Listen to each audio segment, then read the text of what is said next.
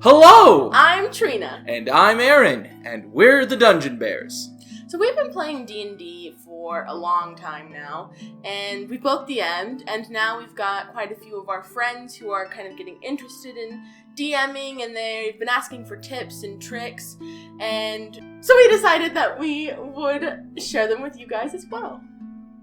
Yeah, so we hope that you enjoy these tips.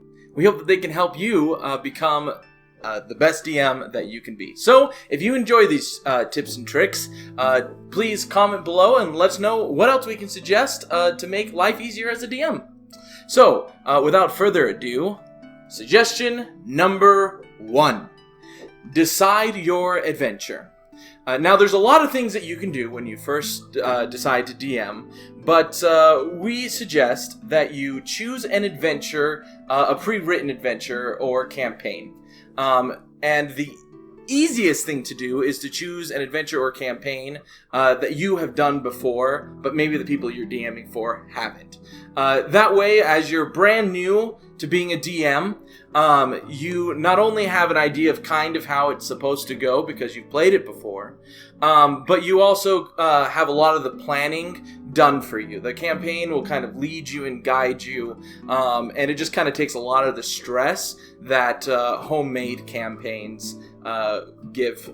So if you want just the smoothest time possible, our suggestion is pre-made campaigns. But if you really have, like, Lord of the Rings, something in your head, something you really want to do it. It will take quite a bit more work to plan that world and to, maybe create the deities that you want in the world, the countries, the people. But it can be a lot of fun.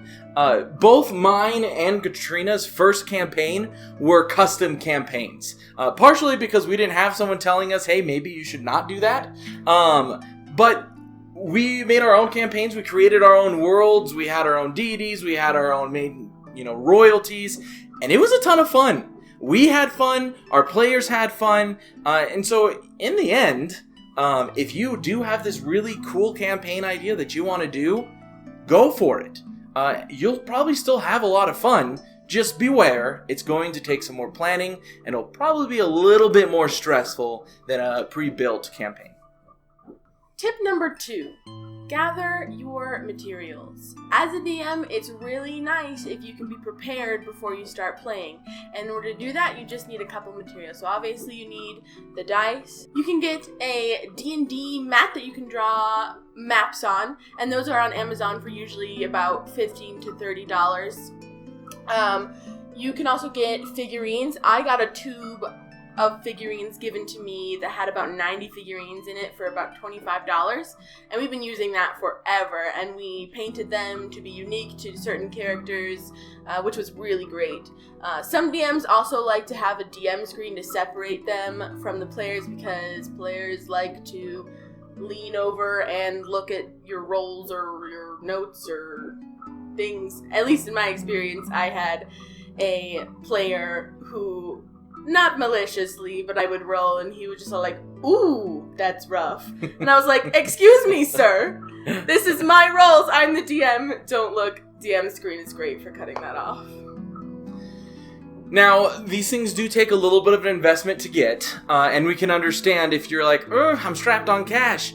So here's a couple suggestions for you, if perhaps you don't want to go and spend $15 to $20 on some of these things.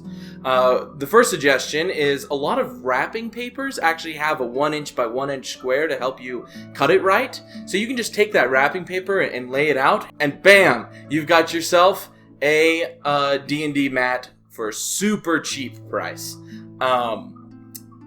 Also, figurines, yeah, it's cool to have a whole bunch of archers and unicorns and dragons and whatever you can get for figurines, but the truth is, you really just need to be able to mark where your characters are. So things that laying around the house, maybe some little tokens from different board games, a ring, literally anything. There are also online options that you can do as well, such as something called Roll20, and we'll probably have a video that goes a little bit more into Roll20 and its features. characters. But basically, Roll20 is a free app that you can use online that allows you it has a D&D map on there. You can upload images and import those onto the map. So we have several art people in our D&D groups, and they'll draw their characters. So you can just take a little snippet of their face, and that's their little token for their character. It's really great, especially if you're not all playing in the same room.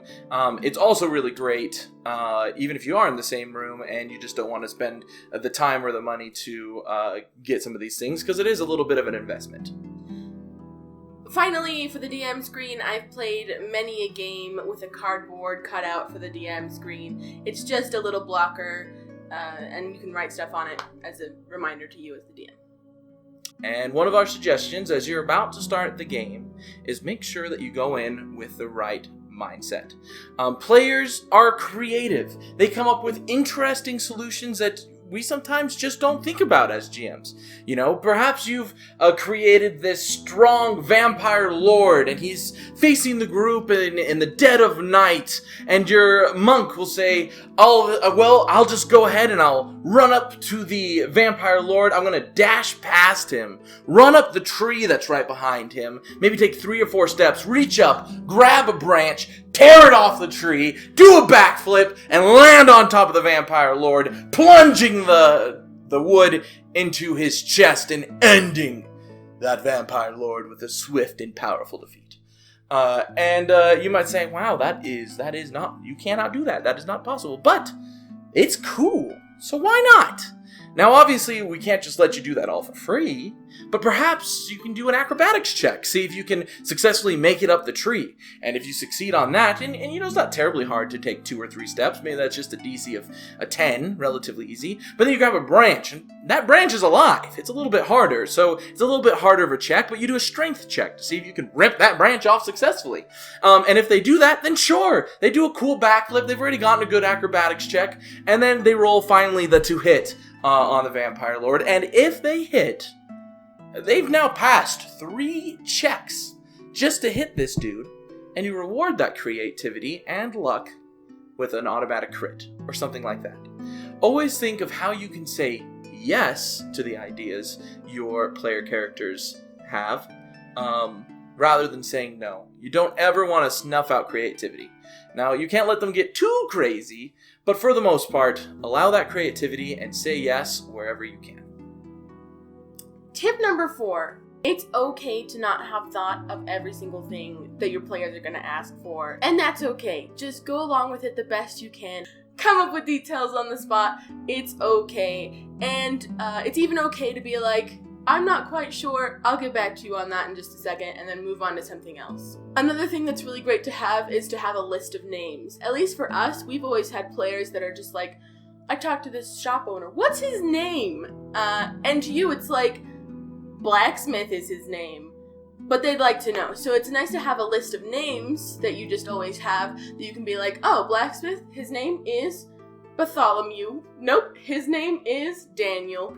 It is super nice to have that list of names. When I play, I always have 10 or 15 names, or at least I used to. And then one of our players was like, hey, I've realized that you kind of recycle names sometimes. And I didn't realize that, but yes, I suppose I did. And so she went ahead and created me this list right here. And as you can see, there are hundreds of names on this list with meanings next to the list, sorted by their jobs and what type of name goes well with the job. It's crazy organized, and I appreciate it greatly.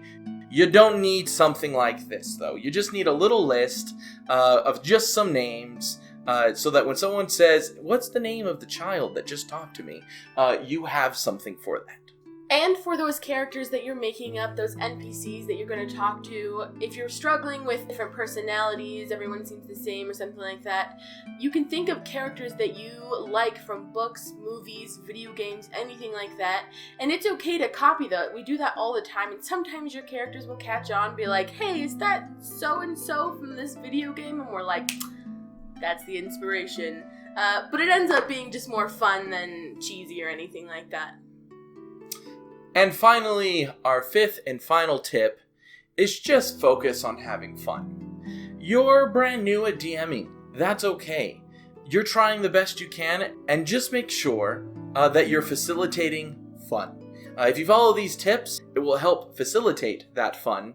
And at the end of the day, if you're having fun being a DM, and your characters are having fun, you've succeeded.